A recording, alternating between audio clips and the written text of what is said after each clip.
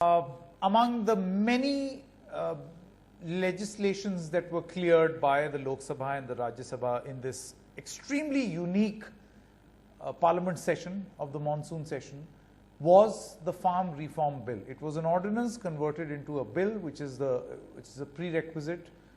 It has to be presented in parliament. But the manner in which it was presented, both farmers as well as opposition, even an alliance partner, thought that this is anti-farmer and this is draconian and the government is railroading through a legislation. It's not going to help the farmer. In fact, it's going to harm the farmer. But what do the main architects behind this law have to say? This law is largely based on certain recommendations that were given by a Shanta Kumar committee that was set up by the Prime Minister. We have Mr. Shanta Kumar with us on what he suggested and what has been implemented and what he makes of the criticism as far as the farm reforms are concerned. Mr. Shanta Kumar, thank you so much for joining us right here on NDTV. My first question to you is, when you see you're the principal architect as far as these farm reforms are concerned, you are tasked with the job of suggesting major agricultural reforms. What do you make of the protests and what do you make of the law itself, first of all? मैं समझता हूं कि भारत के किसान को बिचौलियों से मुक्ति दिलवाने का बहुत बढ़िया अच्छा कार्यक्रम, अच्छे निर्णय इन बिलों के द्वारा हो रहे हैं।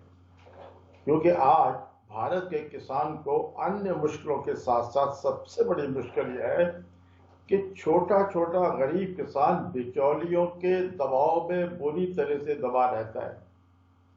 एमएसपी का बड़ा शोर मचाया जाता है।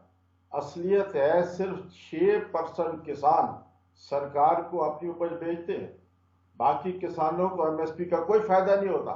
बाकी किसान बिचौलियों के पास जाकर के लुटता है, वो एक्सप्लॉइट करते हैं। मैं समझता हूं वर्तमान कानून क्रांतिकारी कदम है और जो कमेटी मेरी अध्यक्षता में आदरणीय मोदी जी ने बनाई थी, जिसमें अशोक गुलाटी जैसे एग्रीकल्चर साइंटिस्ट थे, उस कमेटी की दूसरी बड़ी रिकमेंडेशन ये थी कि भारत के किसानों को बिचौलियों के चुंगल से बचाया जाए और वर्तमान कानून में ये काम बड़ी कुशलता के साथ किया गया है। दुर्भाग्य यह है कि देश की राजनीति वोट के लिए है, देश के लिए नहीं। इसलिए राजनीति गरीब किसान को एक्सप्लॉइट कर रही है। गरीब किसान बिचौलियों से एक्सप्लॉइट होता है। आज उनको राजनीतिक नेता एक्सप्लॉइट कर रहे हैं क्योंकि गरीब किसान ने तो कानून पढ़ा नहीं है, लेकिन ये कानून किसानों के हित में है। मैं समझता हूं ये बड़ा क्रांतिकारी कदम नहीं। शांता कुमार जी, आप क्रांति, देखिए लोग बोलेंगे आप तो क्रांतिकारी बोलेंगे क्योंकि सुझाव आपके थे शुरुआती, लेकिन मैं आपसे ये पूछना चाहता हूं, एक तो अव्वल क्या हर विरोध की आवाज जो है वो भ्रम पैदा करने की एक कोशिश है? एक तो ये सवाल। दूसरी चीज, बहुत सारे ऐसे लोग, people who are criticising this law, there are eminent citizens, politicians, they say that this law does not give a level playing field to the mandis and these new players. It will in fact tilt the scales so much in favor of the new dispensation that the mandis will become irrelevant. And once mandis become irrelevant, then MSP will go, then eventually government control is going to go. How do you respond to this criticism? नहीं, ऐसा नहीं है, क्योंकि और भी देखो, मैं आपको बताऊं कि किसान की उपज के अलावा देश में कई कुछ पैदा होता है, उसको तो सरकार नहीं खरीदती। मुझे बताइए, किसान की उपज के अलावा सरकार और क्या चीज खरीदती है? तो क्या वहां पर कोई व्यवस्था नहीं है? जो मार्केट है वो अपनी व्यवस्था स्वयं करती है, उसमें अपने प्रकार सारी बातें आ रही है। तो मैं समझता हूं कि किसान को क्यों मजबूर किया जाए तो एक ही जगह जाकर के अपनी सारी चीजें, हाँ उसको लगेगा वो ठीक है तो वहां देगा, उसको लगेगा वो ठीक नहीं तो कोई और दे देगा। उसको स्वतंत्रता दी गई है।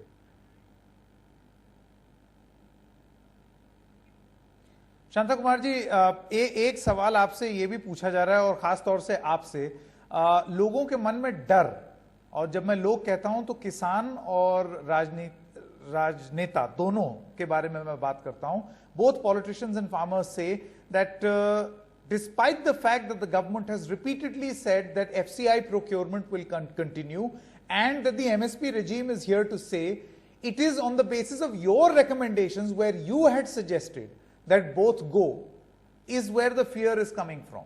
So while the government may be saying that it will not go, your original suggestions seem to give the sense that eventually they will go. How would you respond to this? देखिए, जहां तक हमारी committee का report है, वो तो आमूल चूक परिवर्तन इस सारी व्यवस्था में हम करना चाहते थे। हमने गहरा अध्ययन किया और हमें यह लगा कि जो आज व्यवस्था है, खेत में सरकार अनाज खरीदती है, ले जाती है, गोदाम में रखती है, संभाल नहीं पाती, सड़ता है, फिर वहां से कंज्यूमर तक पहुंचाती है।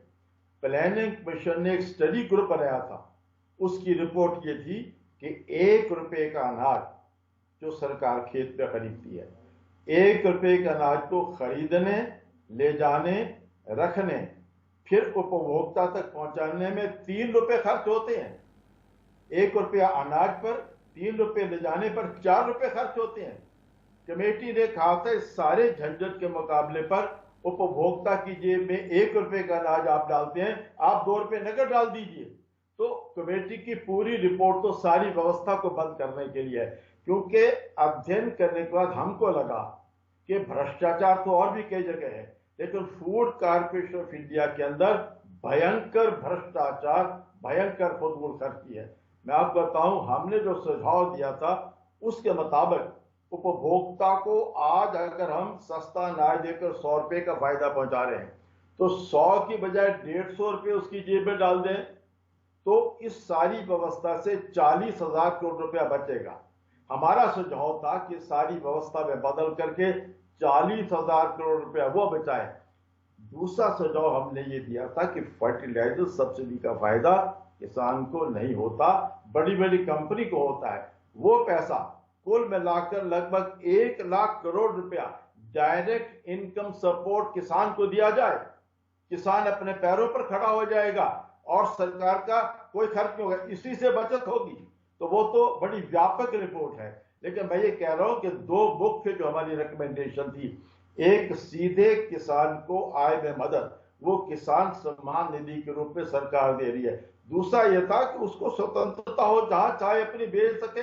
देखिए, आज भी अगर किसान को लगेगा कि पहले वाले सिस्टम में उसको फायदा है, वो वही करेगा, कोई इनकार नहीं, उसको स्वतंत्रता दे दी है।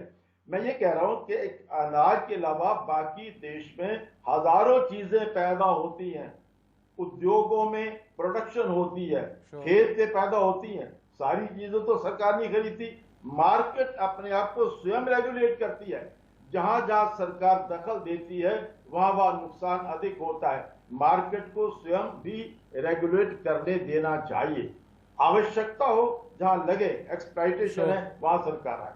हमें लगता है कि किसान का शोषण होता है बिचौलिए के द्वारा, बचाने की कोशिश सराहनीय है। I think what you're essentially proposing the very same philosophy that the government talks about, that the government has no business to be in business. But Mr. Shanta Kumar, my final question, अगर किसान अगर ये इतना ही किसानों के हित में है, तो फिर हरियाणा और पंजाब के किसान सड़कों पर क्यों उतरे हुए हैं? अब हर किसान तो राजनेता होगा नहीं कि वो अपनी राजनीति चमका रहा हो। Surely all of them are not politicians. Then why are these farmers up in arms in Haryana and Punjab if this bill is so much in favor of them? देखिए, आपके सामने अभी नागरिकता कानून के बारे में आंदोलन हुआ, कितना नुकसान देश का हुआ, निकला क्या? सच्चाई क्या है? सच्चाई है कि कानून देश के हित में है, लेकिन किस प्रकार से षड्यंत्र हुए, किस प्रकार से दंगे कराए गए। तो मैं आपको कहता हूं, मैं जीवन भर राजनीति में रहा हूं, 19 वर्ष की आयु से राजनीति में आया, होश संभाली तो राजनीति में था और अभी राजनीति से डराया हूं। इस देश का सबसे बड़ा दुर्भाग्य यह है, राजनीति वोट के लिए, केवल वोट के लिए, केवल कुर्सी के लिए। जो मेरी कुर्सी के लिए ठीक है उसका समर्थन होता है। मूल्य आधारित राजनीति नहीं रही, कुर्सी आधारित राजनीति बन गई। इसलिए एक्सप्लॉइटेशन हो रही है। मैं समझता हूं कि नागरिकता कानून के बारे में भी जो आंदोलन हुआ बिल्कुल व्यर्थ आंदोलन था, और अब उस आंदोलन के पीछे की सारी कहानी बेनकाब हो रही है। इसी प्रकार से इसमें भी किसान तो उससे तो अपना पड़ा नहीं है, बड़े बड़े नेता हैं, बड़ी बड़ी पार्टी है, वो अपनी राजनीति चमकाने की कोशिश कर रही हैं। मैं समझता हूं कि अगर किसान को अच्छी तरह से समझाया जाए तो किसान इस अध्यादेश का, कानून का समर्थन करेगा।